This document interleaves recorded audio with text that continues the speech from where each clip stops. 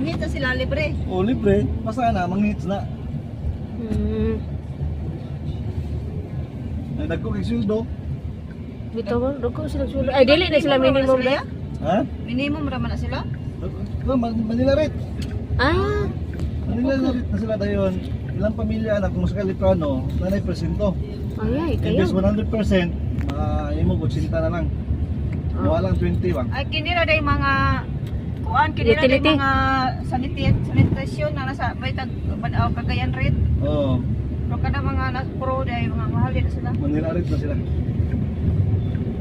Hindi na pagod ya mga alas 10, alas. Ay, na kay gihatod. Oh, nakikiyaton. May kay pwede ka makaparking sulod yan na kay Pwede ra mo guna, ma'am. ang open Uy. kini lagi ya kay Magbayad daw. sila. So diskarte na nila. Normal yun na magbayad ka, kaya parking man ka.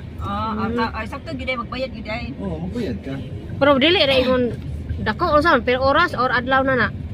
Tibok adlaw na, 50.